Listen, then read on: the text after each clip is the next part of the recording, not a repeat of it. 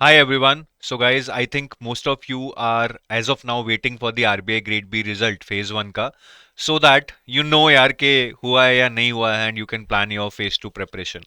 So I was also waiting for the same and I thought that I would make this video about the study plan if the result comes out this week. But unfortunately result तो नहीं आया है. तो अभी next week ही expected है कि result आएगा. But meanwhile I think let's not delay this 40 day study plan which might be very crucial for many of you who are hopeful कि उनका फेज 1 क्लियर हो जाएगा. तो इस वीडियो में मैं आपको बताऊंगा डिटेल में कि नेक्स्ट 40 days में आप कैसे अपना टाइम डिवाइड कर सकते हो across different components and how can you strategize your preparation for ESI, FM and descriptive English. आगे जाने से पहले I would like to tell you that we are running flat 76% off. It's a Diwali offer in which we are offering using the coupon code Diwali76 and this is valid till 26th of October. ठीक है जी. तो RBI के gold, silver, test series और combo packages पे you can avail this discount. ठीक है. हमारा एक RBI का फेज 2 का क्रैश कोर्स भी है जिसपे ये डिस्काउंट वैलिड नहीं है अभी. ठीक है. There is a separate discount on this which you can check from the website. तो सबसे पहले I know many of you would still be confused कि तैयारी करें या ना करें. फेज 2 की रिजल्ट तो नहीं आया, पता नहीं क्या आएगा. Now this is very difficult situation. I can understand and it is very difficult for us also to tell you कि ये मार्क्स के ऊपर कर लो, ये मार्क्स के नीचे छोड़ दो. Nobody knows exactly what the cutoffs are going to be. मुझे लगता है कि 70 पे क्लियर हो जाना चाहिए. काफ़ी और मेंटोर्स बोल रहे हैं कि 75 भी जा सकती है. So maybe whatever happens. But मुझे ये लगता है कि रिजल्ट पॉजिटिव हो या नेगेटिव हो एक अलग चीज़ है क्योंकि वो तो प्रेडिक्ट नहीं कर सकते हैं. This time is crucial. तो अगर 75 प्लस आ रहे हैं तो बिल्कुल तैयारी शुरू कर लो.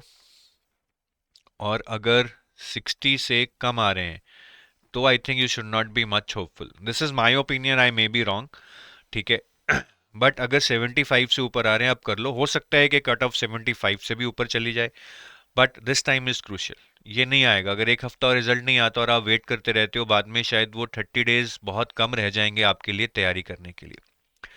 और मैं फेज 2 की आपको स्ट्रैटेजी बता रहा हूँ. बट इतना आपको भी पता है कि फेज 1 से हमने ये तो देख लिया है कि अनप्रेडिक्टेबिलिटी हमेशा होती है, हमेशा. तो जो भी मैं आपको बताऊंगा कि ऐसा ऐसा पहले होता रहा है, that is bound to change, easily bound to change. Example देता हूं. पिछले 2 साल से ESI में रिपोर्ट्स का वेटेज ज्यादा आ रहा है. तो क्या इस साल भी ज्यादा आएगा? क्या इस साल स्कीम्स का वेटेज ज्यादा नहीं हो सकता? हो सकता है. तो इस अनप्रडिक्टेबिलिटी को हमेशा ध्यान में रखना और इसका एक ही सोल्यूशन है. सब करो भैया, सब करो. जो हम सोचते हैं ना कि इंपॉर्टेंट बता दो बस वही करना है, वो एक गलत टेक्निक हो जाती है. और हमेशा याद रखना कि concept is much greater than your trend analysis. Trend से आप थोड़ा बहुत पहचान लोगे क्या आ रहा है, किस तरह का आ रहा है. But ultimately concept, that is detail study will help you understand कि इसी से एग्जाम क्लियर होगा, ट्रेंड व्रेंड से नहीं होने वाला. यह चीज आप समझ लो. अब तो कंपटीशन और बढ़ने वाला है फेज 2 में. अब प्लान क्या है? सबसे पहले तो ये देखो कि आपका highest scoring paper generally FM रहता है. इसको तो बहुत अच्छे से चाट लो. यहाँ पे टारगेट स्कोर 75 रखोगे तब जाके कुछ बनेगा आपका. Lowest scoring paper generally ESI रहता है. ठीक है. अब ये लोएस्ट स्कोरिंग है इसका मतलब ये नहीं कि ये नहीं होगा अच्छे से, बल्कि इसको और अच्छा करो ताकि इस लोएस्ट स्कोरिंग पेपर में आप एक एज ले जाओ. बट पेपर मुश्किल आता है. I think 55 to 60 is going to be a good score. But FM में बिल्कुल भी आप चूको मत. FM में अगर आपका स्कोर 65 से नीचे गया तो फिर चांसेस मुश्किल हो जाएंगे. अब टाइम डिवीजन कैसे करना है अकॉर्डिंग टू प्रायोरिटी एरियाज? मुझे लगता है ठीक है कि ESI स्टैटिक में से ज्यादा पेपर नहीं आ रहा है, करंट की तरफ भाग रहा है पेपर. इसको सिर्फ 15% टाइम दो. आपके पास 40 days हैं. Into 6 hours is equal to 240 hours. 6 6 घंटे तो लगाने ही पड़ेंगे. वर्किंग हो नहीं वर्किंग हो, you would have to spend 6 hours a day. इस 240 आवर्स में से अपना 15% मतलब 36 घंटे आप ESI स्टैटिक पढ़ लो. ज्यादा इसमें पढ़ना ही नहीं है. 36 घंटे भी बहुत बोल रहा हूं मैं. FM स्टैटिक इंपॉर्टेंट है, खास करके मैनेजमेंट. यहां से स्ट्रेट अवे स्टैटिक क्वेश्चंस आएंगे. सो 48 आवर्स आप एफएम को लगाओ। करंट अफेयर्स का वेटेज बढ़ता जा रहा है। लास्ट ईयर एफएम स्टैटिक में वेटेज बढ़ा, एफएम डिस्क्रिप्टिव में करंट का वेटेज बढ़ा, ESI static ESI sorry objective में तो करंट आता ही आता है, ईएसआई डिस्क्रिप्टिव में भी करंट का वेटेज बढ़ा। तो करंट का वेटेज ओवरऑल बढ़ रहा है। 25% of your time should at least be spent on current affairs. और अक्टूबर नवंबर के जो करंट अफेयर्स अभी तक आपने फेज 1 में नहीं पढ़े हैं उसको तो अच्छे से कर लेना, वो बहुत इंपॉर्टेंट है। Answer writing is another important area जहां पे आप आराम से बैठे होंगे कि पढ़ लेते हैं, आंसर राइटिंग तो कर लेंगे, but answer writing is a skill. पढ़ के नॉलेज आ जाएगी बट उसको एक्सप्रेस करना, एक लिंक बनाना, फ्लो में लिखना, स्ट्रक्चर में लिखना, एग्जाम्पल्स डालना, वो नहीं होगा जब तक कम से कम आप 40 टू 50 आंसर्स नहीं लिखोगे। So you need around 40 to 50 hours to write answers, analyse them, learn from your mistakes and improve. और descriptive English I am allocating 48 hours, that is good amount of time. अगर आप ये 48 hours use कर गए answer writing के, तो descriptive English के लिए 48 आवर्स काफ़ी रहने वाले हैं। डिस्क्रिप्टिव इंग्लिश 100 मार्क्स का है। जर्नली लोग यहाँ बहुत कंजूसी करते हैं टाइम अलॉट करने में, थिंकिंग कि ये तो हो जाएगा। भैया यहीं तो अच्छा करो जहां लोग बिल्कुल ही लेजी पड़े हुए हैं। तो ये एक ओवरऑल टाइम डिवीजन है जो मुझे लगता है आपको प्रायोरिटी देनी चाहिए। अब मैं आपको ईएसआई, एफएम और डिस्क्रिप्टिव इंग्लिश की स्ट्रैटेजी बताने वाला हूँ। सबसे पहले ईएसआई से शुरू करते हैं। टारगेट स्कोर मैं आपको ऑलरेडी बता चुका हूं, 55 to 60 if the paper is of the same level. अगर बहुत ही आसान आ गया obviously you will try to get 70 75। अब ईएसआई में आप सब जानते हैं स्टैटिक का वेटेज बहुत कम है, तो स्टैटिक हमें ज्यादा नहीं पढ़ना है। करंट का वेटेज पिछले 3 साल से बहुत ज्यादा आ रहा है। अब जब मैं कह रहा हूं मेरे दिमाग में भी ये थॉट आ रहा है कि इस बार अगर स्टैटिक ज्यादा आ गया, आ सकता है, तो टाइम है तो अच्छे से पढ़ लो, नहीं तो ट्रेंड फॉलो कर लो। ठीक है, तो स्टैटिक मुझे लगता है कि कम ही आएगा, और स्टैटिक आएगा तो ज्यादा इकोनॉमिक्स में से आता है। Social issues has nothing to ask in the examination except some descriptive questions. Objective paper की बात करें अगर ईएसआई में, स्टैटिक का वेटेज ऑलमोस्ट लास्ट ईयर 0 था, पर हमें इसको छोड़ना नहीं है क्योंकि स्टैटिक करेंगे तभी करंट समझ आएगा, और वेटेज पिछली बार 0 था, इस बार 10 नंबर आ सकता है, कोई बड़ी बात नहीं है। करंट अफेयर्स 45 मार्क्स के आए थे, बहुत इंपॉर्टेंट है। लास्ट ईयर तो ये मतलब 50 के ही थे, मैं तो कुछ एवरेज ले रहा हूँ पिछले 1-2 साल का। तो करंट अफेयर्स बहुत अच्छे से करने हैं ऑब्जेक्टिव पेपर के लिए। डिस्क्रिप्टिव काइंड ऑफ मिक्स आता है, कुछ क्वेश्चंस आपको स्टैटिक आ जाते हैं, कुछ क्वेश्चंस आपको करंट बेस्ड आ जाते हैं।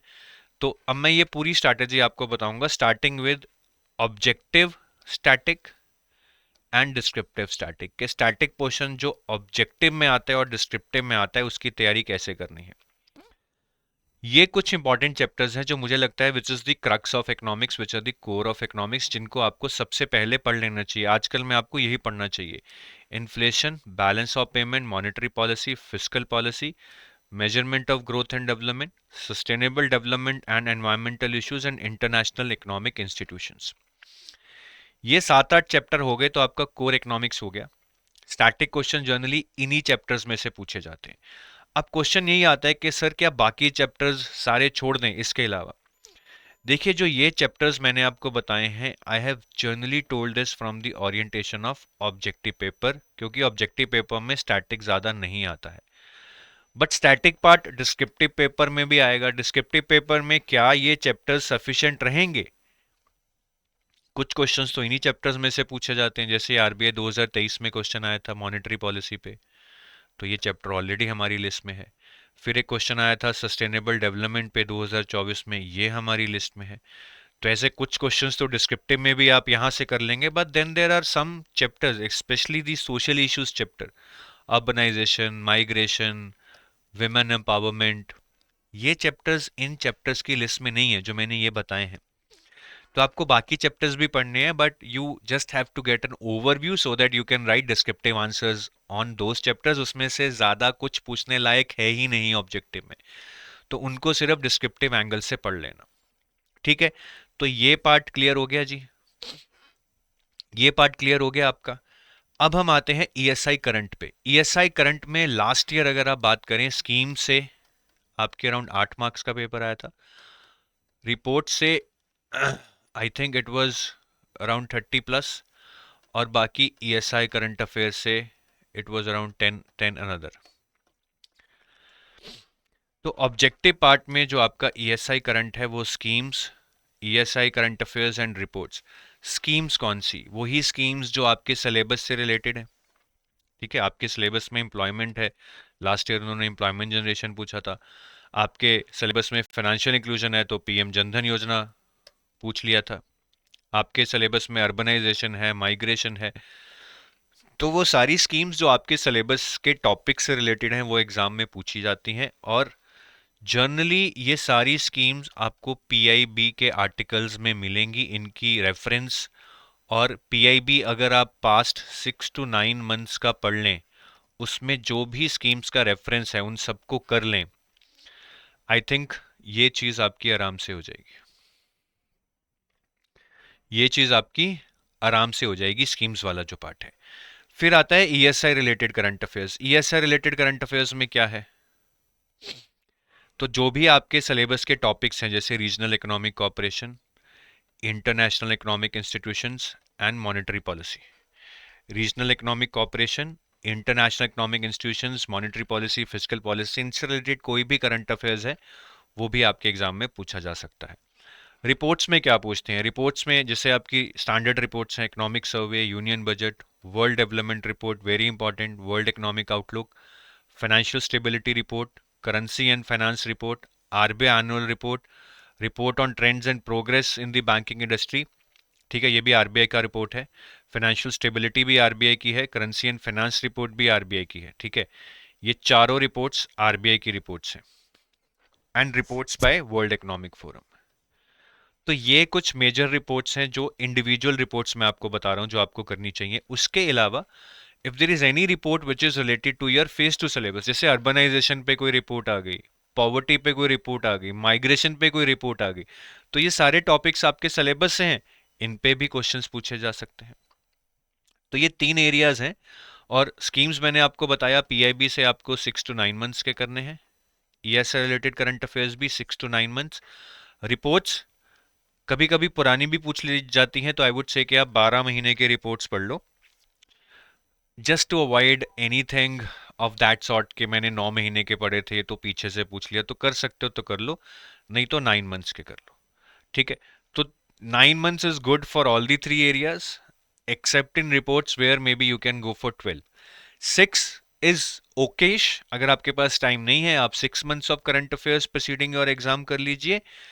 ठीक है, but 9 months would be more into the winning cause, and especially for reports 12 months is likely to be asked in the examination. और स्कीम्स तो मैंने आपको बता दिया, PIB से पढ़ लेना, PIB छांटो अच्छे से, जो भी सिलेबस से रिलेटेड मिनिस्ट्रीज हैं उनकी न्यूज़ आर्टिकल्स पढ़ो, देखो कौन सी स्कीम्स की बात हो रही है उनको पढ़ो।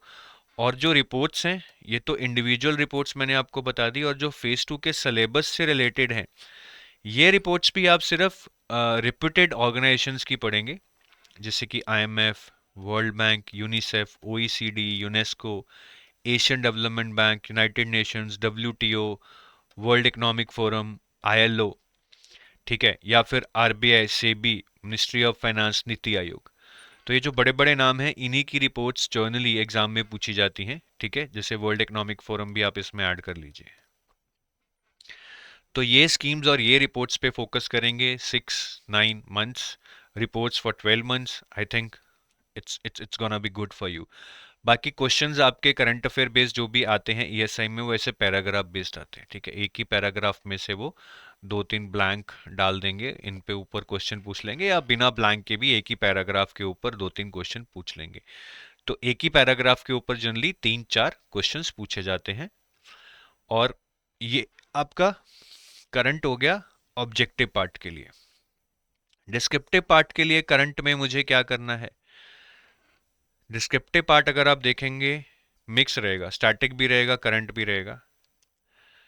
करंट के लिए ये सारी रिपोर्ट्स जो मैंने अभी आपको ऑब्जेक्टिव के लिए बताई थी, economic survey, union budget, world development report, world economic outlook, financial stability report, currency and finance report, RBI annual report, trends and progress in banking industry report, ये सारी रिपोर्ट्स डिस्क्रिप्टिव के लिए भी इंपॉर्टेंट है। इनमें से क्वेश्चंस आए हैं, फाइनेंशियल स्टेबिलिटी रिपोर्ट से एक बार क्वेश्चन आ चुका है, करेंसी एंड फाइनेंस रिपोर्ट से क्वेश्चन आ चुका है, यूनियन बजट से तो बहुत बार क्वेश्चन आ चुका है, वर्ल्ड डेवलपमेंट रिपोर्ट से क्वेश्चन आ चुका है पास्ट ईयर्स में। ठीक है, और वही रिपोर्ट जो मैंने आपको ऑब्जेक्टिव के लिए बताई थी, जो आपके सिलेबस से रिलेटेड हैं, by reputed organizations such as IMF, World Bank, etc., that we discussed, उनकी रिपोर्ट्स में से भी आपके डिस्क्रिप्टिव क्वेश्चन आते हैं। साथ में एडिटोरियल्स ज़रूर पढ़ लीजिएगा। ठीक है, इकोनॉमिक एंड सोशल इश्यूज के लिए I think Hindu newspaper is the best for the editorial. Editorials में से भी क्वेश्चन पूछे जाते हैं। एडिटोरियल्स अगर आपने पहले नहीं पढ़े हैं, तो अगर आपके पास एडुटैब का कोर्स है, उसमें in one of the last chapters in ESI there are lot of editorials compiled on the current affairs which you can read. अब ये देखिए कुछ क्वेश्चंस हैं। ठीक है, अब मैंने जैसे आपको बताया, कुछ तो स्टैटिक क्वेश्चंस आ जाएंगे डिस्क्रिप्टिव में, जैसे कि ये थोड़ा सा स्टैटिक है। ठीक है, लेकिन अगर आप बाकी देखेंगे, ये भी थोड़ा सा स्टैटिक है, बट बुकिश नहीं है, बुकिश बिल्कुल नहीं है। ये यूनियन बजट के ऊपर करंट अफेयर्स पे बेस्ड है। ठीक है, ये नेशनल इंडस्ट्रियल कॉरिडोर भी करंट अफेयर्स पे बेस्ड है। तो या तो करंट अफेयर्स पे आएंगे या थोड़ा सा स्टैटिक आएंगे, बट बुकिश नहीं होंगे। ठीक है, challenges of youth employment in India and suggest possible solutions, bookish नहीं है, ऐसा आपने शायद डायरेक्टली नहीं पढ़ा होगा। Rural India needs to give priority to women led development, again directly नहीं पढ़ा होगा क्योंकि बुकिश नहीं है। तो हमें प्रिपरेशन बहुत ध्यान से करनी है, बुकिश क्वेश्चंस नहीं आएंगे, एक आधा आ जाएगा, लेकिन करंट अफेयर बेस्ड क्वेश्चंस भी करने हैं साथ साथ में। वो डायरेक्ट आएंगे, अगर आपने करंट अफेयर्स पढ़े हैं तो आप आराम से वो क्वेश्चंस को कर लोगे। अब जैसे ये वाला क्वेश्चन था, challenges of youth employment in India, ये बेसिकली एक इंडिया एम्प्लॉयमेंट रिपोर्ट आई थी जिसको आईएलओ ने रिलीज किया था। तो एम्प्लॉयमेंट आपके सिलेबस में है, उससे रिलेटेड एक रिपोर्ट आई, वो मेरे लिए इंपॉर्टेंट है क्योंकि आईएलओ ने रिलीज की है और मेरे सिलेबस में है। यही चीज मैं आपको समझा रहा हूँ। ठीक है, ऐसे ही ये मैं आपको बार बार बोल रहा हूँ कि इकोनॉमिक सर्वे, यूनियन बजट में से भी डिस्क्रिप्टिव क्वेश्चन आते हैं। तो एम्पावरमेंट ऑफ वीमेन हमेशा ही रहता है वैसे इकोनॉमिक सर्वे में। तो इकोनॉमिक सर्वे में ऐसे बहुत सारे टॉपिक्स हैं जिनसे क्वेश्चन बन सकते हैं। So women empowerment was part of economic survey, जिसमें से क्वेश्चन आया, और मैंने यहाँ पे ये लिस्ट में ऑलरेडी ऐड किया हुआ है कि आप इकोनॉमिक सर्वे, यूनियन बजट, ये सारी चीज़ें पढ़ के जाइए, इसी में से क्वेश्चन आते हैं। और अगर नहीं भी आएंगे, if you have read so much of the content, you can easily answer all these question in the exam. और अगर आप रिसोर्सेज ढूंढ रहे हैं, तो इकोनॉमी के लिए रमेश सिंह और सोशल इश्यूज के लिए राम आहूजा, बट इनको पढ़ के नंबर नहीं आएंगे क्योंकि पेपर करंट अफेयर बेस्ड आता है। करंट अफेयर के लिए हिंदू न्यूज़पेपर, अगर मैं ईएसआई रिलेटेड करंट अफेयर्स की बात करूं, अगर मैं गवर्नमेंट स्कीम्स की बात करूं तो पीआईबी, और रिपोर्ट्स की बात करूं तो रिस्पेक्टिव रिपोर्ट्स आप पढ़िए, union budget, economic survey, world development report, RBI annual report, वहां से आप कीजिए। और जो स्पेसिफिक रिपोर्ट्स नहीं हैं, जो सिलेबस से बेस्ड हैं, ठीक है, उनके लिए आई थिंक हिंदू में कवरेज रहता है। तो जब आप हिंदू पढ़ेंगे तो यहाँ से हो जाएगा।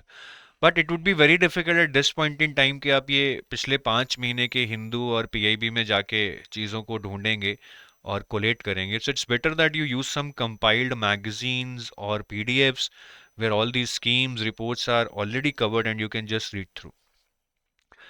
अब हम एफएम की बात करते हैं। ठीक है, एफएम में मैं पहले ही बता चुका हूँ, target score should be good 70-75 out of 100, that's a very scoring portion. और एफएम में जब हम 75 की बात करते हैं, आई थिंक इसमें से मैनेजमेंट में यू शुड बी गेटिंग 40+, और 35 आपके फाइनेंस में आ सकते हैं। ठीक है, so management is even more scoring. अब एफएम दो सब्जेक्ट से मिला है, फाइनेंस और मैनेजमेंट। मैनेजमेंट की बात करें तो मैनेजमेंट का सिलेबस बहुत ही बेसिक है। There are no current affairs, these are around 10-12 topics which are in your syllabus. और अगर आप मुझसे पूछोगे इसमें से इंपॉर्टेंट चैप्टर्स कौन से हैं, सारे इंपॉर्टेंट हैं। मैं आपको बोल रहा हूँ कि 50 मार्क्स का मैनेजमेंट आएगा, इसमें से आप मुझे 40 से 45 मार्क्स लेकर आओ। और अगर आप इंपॉर्टेंट चैप्टर्स टारगेट करेंगे, फिर बात वही 30-35 पे आ जाएगी। That is not something you should be doing at this point in time. बाकी management is very easy, it can be confusing, theories can be same, so read it multiple times, revise it multiple times, do lot of MCQs which are application based, that's it. बाकी इसमें या तो 1 marker questions आएंगे management में which are easy and straightforward, but there are two marker questions, जिसमें एक paragraph दे दिया जाएगा और पैराग्राफ के बेस पे 2-3 क्वेश्चंस पूछ लिए जाएंगे, जैसे मैंने आपको ईएसआई में दिखाए थे। तो इन क्वेश्चंस की आप प्रैक्टिस कर लीजिएगा। और लास्ट ईयर कुछ आरसी बेस्ड क्वेश्चंस आए थे जिनमें अगेन एक बड़ा पैराग्राफ था, बट पैराग्राफ पढ़कर ही वो क्वेश्चन आंसर हो पा रहे थे, उसके लिए कोई एक्सटर्नल नॉलेज नहीं चाहिए थी, just the way it happens in reading comprehension. तो वो पैराग्राफ काफी अलग टॉपिक्स पे थे जो सिलेबस में नहीं है, लोगों ने काफी वो पैराग्राफ पढ़े ही नहीं कि ये तो हमें आता नहीं है। पर दी ट्रिक वाज कि पैराग्राफ पढ़कर आप क्वेश्चन पैराग्राफ के थ्रू ही कर पा रहे थे, तो इस चीज का ध्यान रखिएगा। बाकी मैनेजमेंट में डिस्क्रिप्टिव में भी क्वेश्चन बहुत सिंपल आते हैं, राइट? कि ये लास्ट ईयर आया था, what is a channel of communication, briefly explain different types of communication channels and their importance. बहुत इजी है, कोई भी कर लेगा अगर किसी ने चैनल्स ऑफ कम्युनिकेशन पढ़ा हुआ है। Difference between trade theories and behavioural theories of leadership, again very easy. What are the key factors that influence ethics in business, very easy. Management descriptive is one of the easiest portion I would say. आपको finance management में 6 questions आएंगे, FM में आपको total 6 questions आएंगे, जिसमें से आपको 4 करने होंगे। लोग जनरली 3 मैनेजमेंट के ही करते हैं, ये जो 4 करने होते हैं उसमें से 3 मैनेजमेंट के ही करते हैं, remaining 1 is generally done from finance, क्योंकि फाइनेंस के क्वेश्चंस मुश्किल होते हैं। तो मैनेजमेंट का कुछ भी नहीं हमें छोड़ना है, बहुत अच्छे से करना है, और डिस्क्रिप्टिव में ट्राई करना है कि मैक्सिमम क्वेश्चंस हमने मैनेजमेंट के ही करने हैं। बाकी मैनेजमेंट की books, I think L M Prasad एक अच्छी बुक है, एक एल एम प्रसाद की ही ऑर्गेनाइजेशनल बिहेवियर की अच्छी बुक है, ये principles in practices of management है और ये ऑर्गेनाइजेशनल बिहेवियर है, ठीक है? तो वो भी आप ऑर्गेनाइजेशनल बिहेवियर से पढ़ सकते हैं, मोटिवेशन, लीडरशिप, कम्युनिकेशन आप principles and practices of management से पढ़ सकते हैं। और एक बी एन घोष की एक बुक है, business ethics and corporate governance पे, जहां से आप एथिक्स और कॉर्पोरेट गवर्नेंस पढ़ सकते हैं। तो मैनेजमेंट में और कुछ है नहीं, बट प्रैक्टिस जरूर कर लेना और क्वेश्चंस बहुत सारे प्रैक्टिस कर लेना, डिस्क्रिप्टिव प्रैक्टिस कर लेना। फाइनेंस की बात करें तो फाइनेंस में सबसे पहले न्यूमेरिकल्स आज तक तो नहीं आए। अगर आप पिछले कई सालों से देखो, 21 के बाद न्यूमेरिकल ऑलमोस्ट जीरो आ रहे हैं। बट क्या हमें न्यूमेरिकल बिल्कुल छोड़ देने चाहिए? आई वुड से नो, क्योंकि ट्रेंड रिवर्सल होते देर नहीं लगती है। तो आपके कुछ चैप्टर्स हैं, रेशियोज, ठीक है, डेरिवेटिव्स और रेशियो, डेरिवेटिव्स, बॉन्ड्स, इन पे आप बेसिक न्यूमेरिकल्स ज़रूर कर लेना, यहाँ से शायद न्यूमेरिकल्स आ जाएं एग्जाम में। बाकी फाइनेंस में भी जो आपका ऑब्जेक्टिव पोर्शन है, ठीक है, अराउंड फाइनेंस 50 मार्क्स का आता है, क्योंकि बाकी 50 मार्क्स का तो मैनेजमेंट आ गया। तो जो ये 50 मार्क्स का है हमारा फाइनेंस, इसमें से जर्नली ऐसा एग्जैक्ट नहीं है, ऑब्जेक्टिव और डिस्क्रिप्टिव में 25-25 मार्क का डिस्ट्रीब्यूशन रहता है। तो फाइनेंस में स्टैटिक का वेटेज ठीक ठाक है, 12 नंबर, और करंट का 13, इस 25 को अगर हम डिवाइड करें। लेकिन ये करंट का वेटेज पिछले साल बढ़ा है, पहले ये 7 to 8 होता था, पिछले मार जंप मार के ये 13 मार्क्स हो गया, स्टैटिक का कम हो गया। और डिस्क्रिप्टिव में स्टैटिक का एक क्वेश्चन, करंट का एक क्वेश्चन, ऐसे रहता है। So last year overall finance में करंट का वेटेज बढ़ गया था, पहले ये 75 या 70-30 रहता था जनरली, लास्ट ईयर ये 50-50 हो गया, क्योंकि यहाँ पे उन्होंने ऑब्जेक्टिव में करंट बहुत कम आता था, यहाँ पे उसका वेटेज उन्होंने बढ़ा दिया। तो अगर मैं पहले स्टैटिक की बात करूं ऑब्जेक्टिव और डिस्क्रिप्टिव में, ये कुछ इंपॉर्टेंट चैप्टर्स हैं, ठीक है? अब इनमें से ज़रूरी नहीं है कि हर एक में से क्वेश्चन आएगा, but this is something basic और core of finance which you should be able to understand. Income statement and balance sheet, cash flow and ratios, primary and secondary markets, very important, risk management, inflation, derivatives, bonds, functions of RBI, fiscal policy and financial institutions. तो ये सारे chapters important हैं, ठीक है? अब ज़रूरी नहीं है सब में से क्वेश्चंस आएंगे, बट आ सकते हैं। और देखिए ये इस तरह के क्वेश्चन आए हैं, जैसे पैराग्राफ दे दिया जाता है इसमें भी, और पैराग्राफ के ऊपर फिर 1 2 3 4, कभी 4 कभी 3 क्वेश्चन वो आपसे पूछ लेते हैं, ठीक है? तो प्लीज़ ऐसे क्वेश्चंस प्रैक्टिस ज़रूर कीजिएगा। मैं बार बार बता रहा हूँ, काफ़ी लोग चैप्टर्स पढ़ लेते हैं बट ऐसे क्वेश्चंस प्रैक्टिस नहीं करते हैं, तो एग्जाम में उनको दिक्कत आती है। Now which chapters are most important for finance, वो तो मैं आपको बता चुका हूँ, बट क्या आप बाकी चैप्टर्स को छोड़ सकते हो? अगेन, ऑब्जेक्टिव के एंगल से तो these chapters are sufficient, but अगर मैं डिस्क्रिप्टिव का एंगल भी कंसिडर कर लूँ तो कुछ क्वेश्चंस तो आप इन चैप्टर्स में से कर लोगे। जैसे लास्ट ईयर एक डेरिवेटिव्स का क्वेश्चन आया था, प्रिटी सिंपल, डेरिवेटिव्स आपके इंपॉर्टेंट चैप्टर्स की लिस्ट में आप आराम से कर लेते हैं, ठीक है। But then there are chapters like financial inclusion, जो मैंने इंपॉर्टेंट चैप्टर्स की लिस्ट में नहीं ऐड कर रहे हैं, वहां से डिस्क्रिप्टिव क्वेश्चंस भी आ सकते हैं। तो बाकी चैप्टर्स पढ़ जरूर लेना, बट जो मैंने पहले बताए थे इन चैप्टर्स को ज्यादा फोकस करके पढ़ लेना। फाइनेंस की किताबें अगर आप मेरे से पूछो, कोई भी स्टैंडर्ड बुक मार्केट में नहीं है। इकोनॉमी के कुछ चैप्टर पढ़ने हैं जैसे कि फिस्कल पॉलिसी, बजट, इन्फ्लेशन, तो ये एक मैकमिलन एजुकेशन की किताब है, Indian economy and Indian financial system. आप इसकी जगह एक रमेश सिंह की किताब आती है, वो भी यूज़ कर सकते हो, उसमें भी बेसिक इकोनॉमिक्स कवर रहेगी, ठीक है, जो आपके फाइनेंस के सिलेबस में है। फिर principles and practices of banking, again Macmillan education की किताब है, इसमें से भी आपको काफ़ी कोर्स का सिलेबस मिल जाएगा, हालांकि टॉपिक्स वेल डिस्क्राइब्ड नहीं होंगे।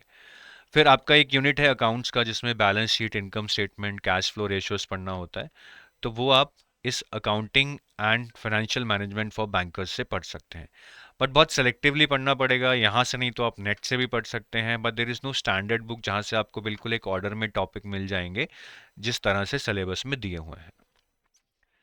तो ये तो आपका हो गया स्टैटिक पार्ट के बारे में। अब ऑब्जेक्टिव में जो करंट पार्ट आता है, उसमें जनरली तीन चीजें सबसे ज्यादा इंपॉर्टेंट हैं।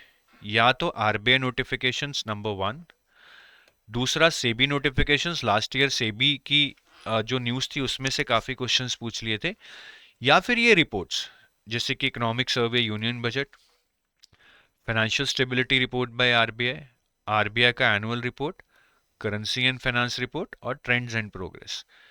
इन चार रिपोर्ट्स में से ज़्यादा क्वेश्चन पास में नहीं आए हैं ऑब्जेक्टिव में, बट फिर भी आप इनको पढ़ जाना। इकोनॉमिक सर्वे और यूनियन बजट में से क्वेश्चंस पहले भी आते रहे हैं, लेकिन ये हमारी थर्ड प्रायोरिटी होगी, ठीक है। अब प्रायोरिटी पास्ट ईयर ट्रेंड्स को देख के बता रहा हूं, अगेन पेपर में पता लगे इकोनॉमिक सर्वे से ही 5 क्वेश्चन आ गए, लेकिन अगर ट्रेंड्स के साथ जाना चाहते हैं तो RBI notifications number one priority, SEBI notifications number two priority. इसके अलावा अगर कोई मिनिस्ट्री ऑफ फाइनेंस की न्यूज़ है उसको भी अच्छे से पढ़ लें, कोई इंपॉर्टेंट कवरेज हुआ है मिनिस्ट्री ऑफ फाइनेंस की तरफ से, या फिर कोई इंपॉर्टेंट डेवलपमेंट है जैसे डिजिटल बैंकिंग में यूपीआई का लिमिट चेंज हो गया, ठीक है, रिस्क मैनेजमेंट में कोई एक्सटेंशन हो गया है बेसल लॉस का, या कोई नया रूल बना दिया गया है, तो इस तरह की अगर कोई न्यूज़ है जो आपके फेज टू के टॉपिक से रिलेटेड है, सिलेबस के टॉपिक से रिलेटेड है, वो भी आप पढ़ लें। बट आरबीआई नोटिफिकेशंस और सेबी नोटिफिकेशंस को टॉप प्रायोरिटी रखिएगा। अब इसमें कितने कितने महीने का पढ़ना है, अगेन 6 to 9 months सारी चीज़ें। 9 months is something that I would suggest is more safer, but अगर टाइम नहीं है तो 6 महीने कर लो। अब काफ़ी लोग बोलेंगे sir RBI notifications phase one में नहीं आई, हाँ जी, पैटर्न में आपने देखा कि उतार चढ़ाव हुए, आरबीआई नोटिफिकेशंस का वेटेज कम हुआ। अब ये फेज टू में भी हो सकता है, मैं बोल रहा हूँ इंपॉर्टेंट है शायद 0 नंबर के आ जाएं, तो वो तो एक रिस्क रहेगा ही रहेगा। तो इसलिए मैंने शुरू में बोला था कि अगर बिल्कुल एक फुल प्रूफ स्ट्रैटेजी चाहते हो तो सब करो। क्या करो? सब करो। बाकी डिस्क्रिप्टिव के लिए जो करंट पार्ट है उसके लिए वही दो चीज़ें हैं कि एक तो आप एडिटोरियल्स पढ़िए लाइव मिंट और इकोनॉमिक टाइम्स में, लास्ट ईयर काफ़ी क्वेश्चंस आए थे यहाँ से। और ये रिपोर्ट्स सेम ही रिपोर्ट्स हैं जो मैंने आपको ईएसआई डिस्क्रिप्टिव के लिए बताई थी, these are the same reports. यहीं से क्वेश्चन आपको एफएम डिस्क्रिप्टिव में भी देखने को मिलते हैं। तो लास्ट ईयर आपका एक क्वेश्चन तो यही आया था जो कहीं ना कहीं इकोनॉमिक टाइम्स के एक आर्टिकल से रिलेटेड था, what is the difference between value investing and growth investing. It was not that difficult, but शायद एक बेसिक कॉन्सेप्ट ही नहीं क्लियर था तो लिख नहीं पाए, ठीक है। और जिनको पता भी था उनको बहुत बेसिक चीज पता थी इसके बारे में, तो ज्यादा बड़ा नहीं कर पाए। बट ठीक है, आई थिंक जिन्होंने ये आंसर लिखा, because it was a tough answer, जिन्होंने ये लिखा उनको अच्छे मार्क्स मिले, हालांकि बहुत इलेबोरेटिवली वो नहीं लिख पाए। फिर ये आपका यूनियन बजट पे क्वेश्चन आया था, 5 की डिजिटल इनिशिएटिव्स, ठीक है। आई थिंक ये ईएसआई में आया था, एफएम में मुझे याद नहीं है, बट ये इस तरह से आपकी जो रिपोर्ट्स हैं यहाँ से या एडिटोरियल से क्वेश्चन पूछे जाते हैं। अब आते हैं डिस्क्रिप्टिव इंग्लिश पे। डिस्क्रिप्टिव इंग्लिश में I think 60 to 65 is a good target score. अब डिस्क्रिप्टिव इंग्लिश में तीन चीजें आएंगी, एक तो ऐसे आएगा, I think it is of 40 marks, precis आएगी 30 मार्क्स, एंड कॉम्प्रिहेंशन आएगा 30 मार्क्स। कभी कभार हो सकता है कि ऐसे 30 का आ जाए और कॉम्प्रिहेंशन 40 का आ जाए। सबसे पहले एक चीज बता रहा हूं कि एग्जाम में कभी भी रीडिंग कॉम्प्रिहेंशन लास्ट में मत करना, क्योंकि रीडिंग कॉम्प्रिहेंशन में अगर एक भी क्वेश्चन आपका रह गया, सपोज 5 क्वेश्चन है 30 मार्क के, आप 4 ही कर पाए, तो जो एक क्वेश्चन आपका रह गया उसमें से आपको 0 मिलेगा।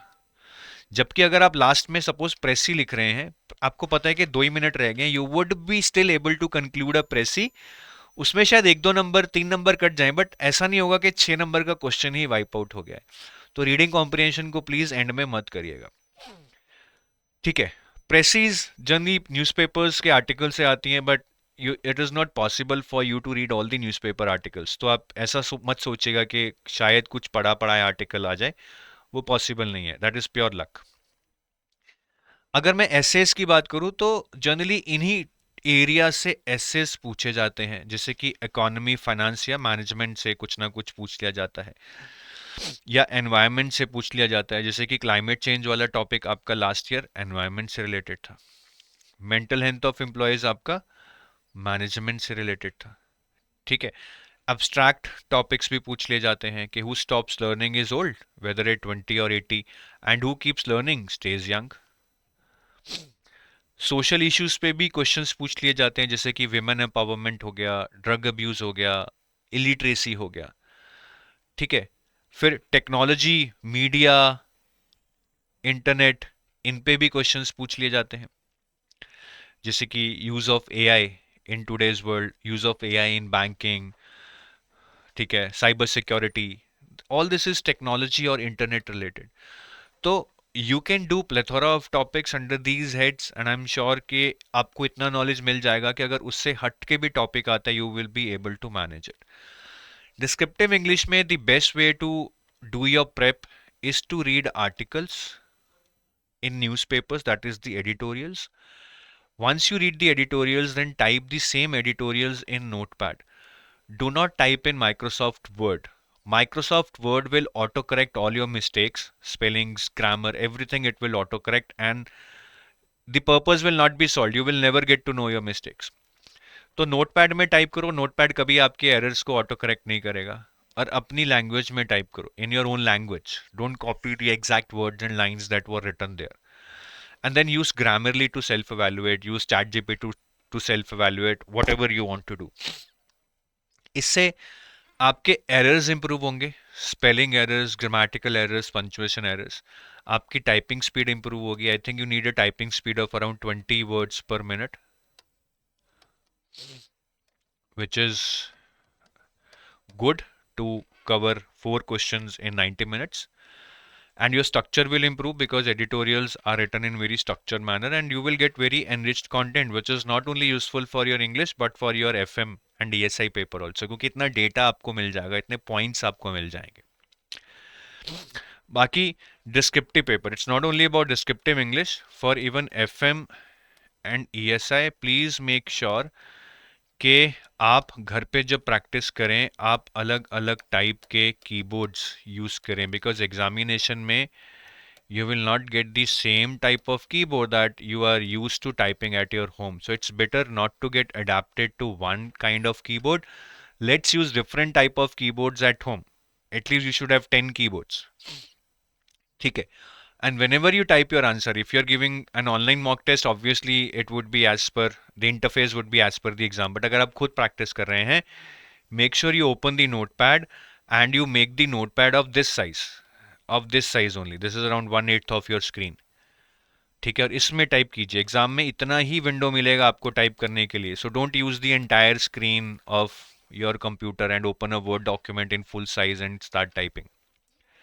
सो नोटपैड को छोटा करके इस साइज में लेके आओ और इसमें टाइप करो, it will kind of mock the actual exam environment that you would be facing with respect to interface in your exam.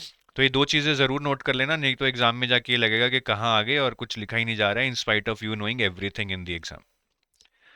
बाकी मॉक टेस्ट आप एक गो में दीजिएगा। जनरली लोग क्या करते हैं, एफएम का मॉक टेस्ट आज दे दिया, ईएसआई का फिर दे दिया, इंग्लिश का फिर दे दिया। नहीं, एग्जाम में आपको एक ही दिन बैठ के सारे मॉक टेस्ट देने हैं, है ना, एक ही दिन बैठ के देने हैं। कितने घंटे हो गए? I think 120, 120, 240 and 90 minutes for English, 330, around 5-6 घंटे हो गए। 5-6 घंटे लगातार बैठना, even though there is a break, मतलब आपके ना शोल्डर स्लाउच करेंगे, नेक में पेन होना शुरू हो जाएगा, फटीग हो जाएगा। तो वो आदत पहले से डाल लो, बाद के लिए मत रखो। ये बहुत इंपॉर्टेंट पॉइंट है। और अपनी मॉक टेस्ट की डेट्स पहले ही प्लान कर लो, रैंडम नहीं कि आज दे देता हूँ, so that you are well prepared, right. Mindset भी होना चाहिए कि आज मॉक टेस्ट है। 14 November, 21 November, 28 November, 1 December and 3 December, I think these are the dates you should be planning your mock test.